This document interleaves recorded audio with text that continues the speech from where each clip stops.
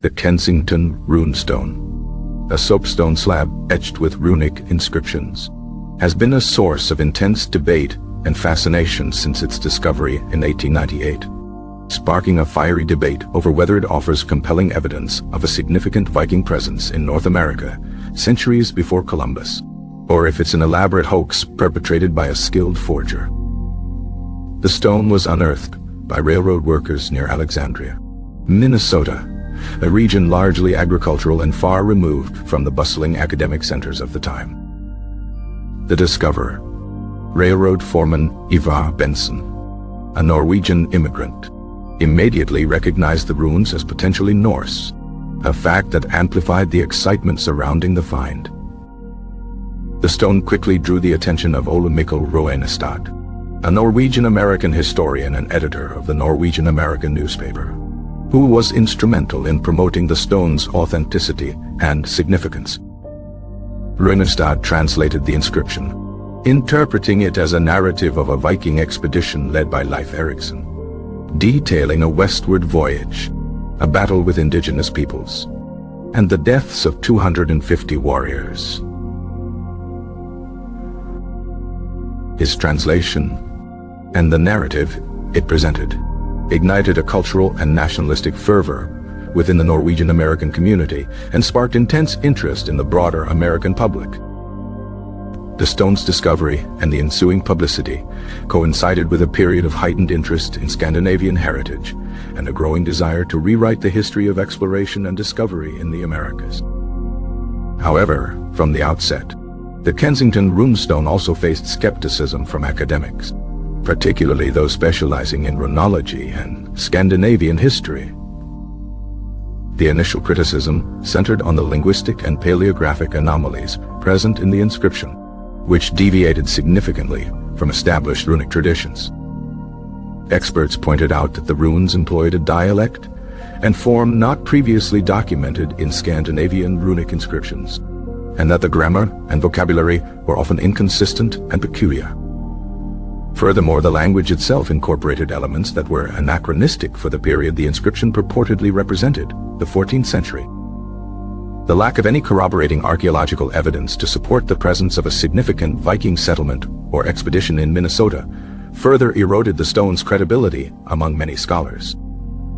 The most vocal critic of the stone was Sophus Bugge, a renowned Norwegian runologist and archaeologist, who delivered a scathing assessment in 1899, branding the inscription as a forgery. Bugge meticulously dissected the inscription, pointing out numerous linguistic errors, unusual runic forms, and a general lack of coherence that he attributed to an inexperienced or deliberately deceptive forger. He argued that the inscription was likely created by someone with a superficial understanding of runes, attempting to imitate the appearance of authenticity without grasping the underlying linguistic principles. Bugge's critique was particularly devastating because it came from a recognized authority on runes and Scandinavian history, and it was widely publicized in academic circles. Despite Bugge's influential condemnation, support for the stone's authenticity persisted, fueled by fervent nationalism and a desire to connect Scandinavian immigrants to the American continent. The debate continued for decades, with proponents and detractors engaging in heated exchanges and publishing conflicting interpretations of the inscription. Over the years, several attempts were made to analyze the stone's physical characteristics and determine its age, with varying degrees of success. Early attempts at dating the stone using chemical analysis proved inconclusive due to the stone's exposure to the elements and the presence of various contaminants. Later studies utilizing more advanced techniques, such as potassium-argon dating, yielded results that suggested the stone was relatively young, potentially dating back to the late 19th century. However, these dating methods also faced criticism due to the possibility of contamination and the limitations of applying them to altered or manufactured artifacts. In the 1950s, a Swedish runologist named Sven Tengren conducted a thorough linguistic analysis of the inscription, concluding that it was almost certainly a forgery based on its numerous grammatical errors and linguistic inconsistencies. Tengren noted that the inscription exhibited a mixture of archaic and modern language, and that the runic forms were often unconventional and poorly formed. He also observed that the inscription incorporated elements of Norwegian dialect that were not commonly used in runic inscriptions of the 14th century. In recent decades, the prevailing consensus among runologists and Scandinavian historians has been that the Kensington Runestone is most likely a hoax. However, the debate has not completely subsided, and some proponents of the stone's authenticity continue to argue that it offers compelling evidence of a previously unknown Viking presence in North America. One of the main arguments put forth by proponents is that the stone's language, while anomalous, could represent a unique dialect or a deliberately obscured message intended to mislead later readers. However, this explanation is often met with skepticism, as it requires a significant departure from established linguistic and historical principles. The identity of the forger remains a mystery, although several theories have been proposed, including the idea that Runestad himself created the stone to promote Scandinavian heritage and attract attention to his newspaper. Another theory suggests that the stone was created by an unknown individual with a deep interest in runes and Norse mythology, but lacking a thorough understanding of historical context and linguistic accuracy. Regardless of the forger's motives or identity, the Kensington Runestone remains a fascinating case study in the intersection of history, archaeology, nationalism, and the enduring power of mystery.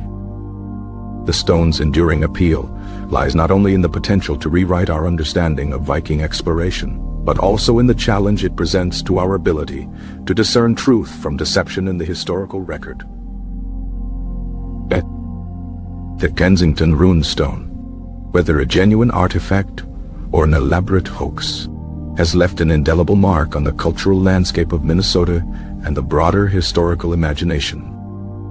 The controversy surrounding the stone has sparked countless books, articles, and documentaries, ensuring its place as one of the most debated and intriguing archaeological mysteries of the modern era. The stone serves as a powerful reminder of the complexities of historical inquiry and the importance of critical thinking in evaluating evidence and interpreting the past. As new dating techniques and linguistic analyses continue to emerge, the Kensington Runestone may yet yield new insights and reshape our understanding of its origins and significance.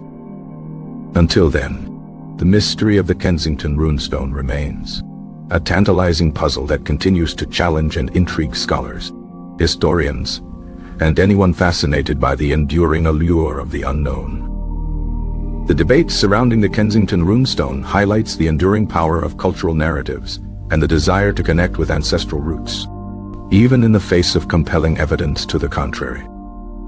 Ultimately, the true legacy of the Kensington Runestone may lie not in whether it definitively proves the existence of Vikings in Minnesota, but rather in the enduring questions it raises about the nature of history, the power of belief, and the allure of the unexplained